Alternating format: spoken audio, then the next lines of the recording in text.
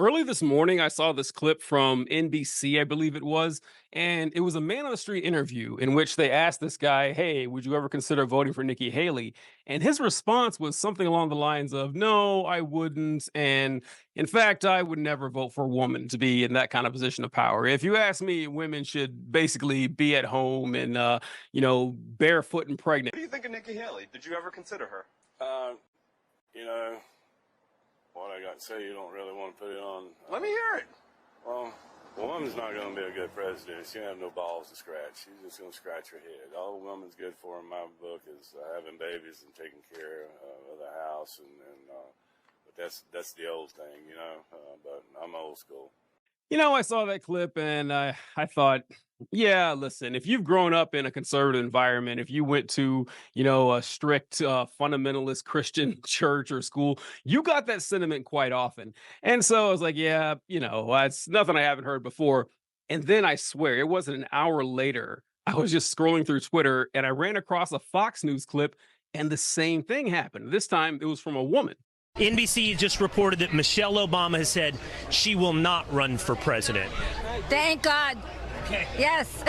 Ainsley said, "I would love the reaction from a woman in the crowd," and I wouldn't vote for a woman, and especially, Nikki Haley. I'm just going to say this: she's probably menopausal. We don't need. After I saw that one, I knew I had to make this video because if you spent any time at all around conservatives, you'll know that this idea that women shouldn't hold political office, and even more commonly, they shouldn't have the right to vote at all, or perhaps they should abstain from voting, is not necessarily a small sentiment in this group. I'm not going to say it's the majority opinion of conservatives. That wouldn't be fair. I don't think most conservatives believe women shouldn't vote or hold office, but it is a very healthy minority. It's not an uncommon point of view that you'll have to look very hard to find. They say this stuff all the time.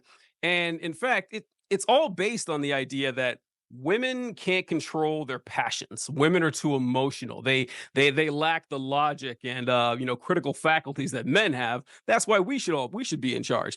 And of course, it's absurd because yeah, women are the emotional ones. Men, however, are responsible for almost all the violent crime, the sexual assaults, the battery, the murder, the domestic violence. I mean, it's pretty much all dudes, or not all dudes, but vast majority are guys. And that doesn't seem to count, however. Like, emotions are only the ones that women display. So it's absurd on its face. But I put together this compilation of public conservative figures. You'll recognize most of them, just saying with their whole chest that they don't believe women should vote, and the country would be a lot better off if women didn't have the right to vote. Check it out. The other big problem with that was women voters. Women should have the right to vote, but should they vote? Well, as you know, my position is women should not have the right to vote. Good.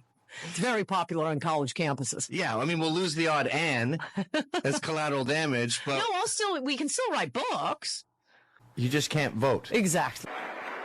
And so they have recreated this history that, oh God, it was all just sexism, and we didn't have the right to vote until Susan B. Anthony and the women's suffrage movement.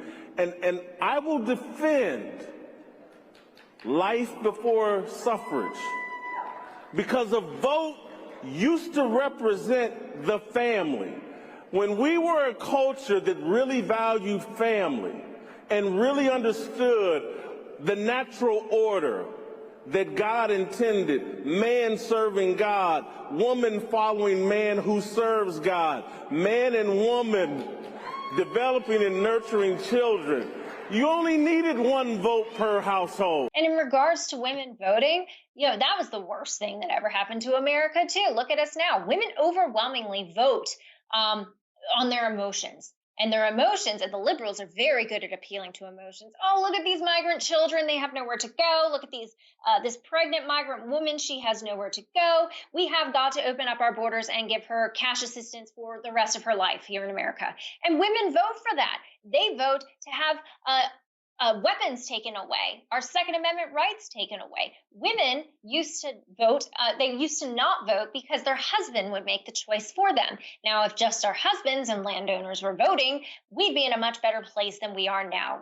And we have a problem demographically. Single women are voting for Democrats by 30 points. 37. 37 points. Yeah. And the fact that these youth voters are coming in so strong on an off year is very concerning. It looks like they've been brainwashed. This new generation is totally brainwashed because a lot of these single women who vote 37 spreads for Democrats are teaching all of our younger generation in these schools, and they're polluting their minds, and then they grow up, and then they're in their 20s, and then they vote for leftists. There you have it. I mean, look, there are countless other examples of this. They don't exactly keep this close to the chest. You know, they say this without any shame whatsoever.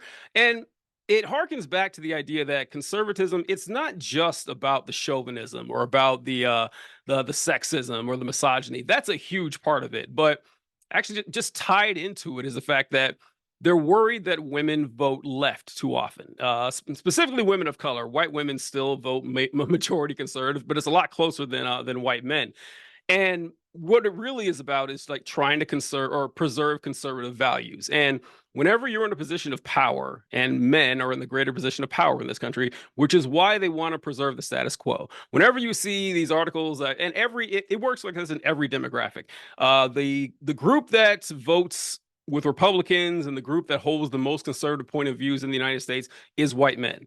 Take a wild guess why that is, because the system was literally built for white men for, I mean, hundreds of years in the United States, but, you know, going back, you know, who knows how long, you know, for all of human history, certainly, you know, Western society that we live in. But that's the group that has the most to lose. So, of course, they're going to be more conservative.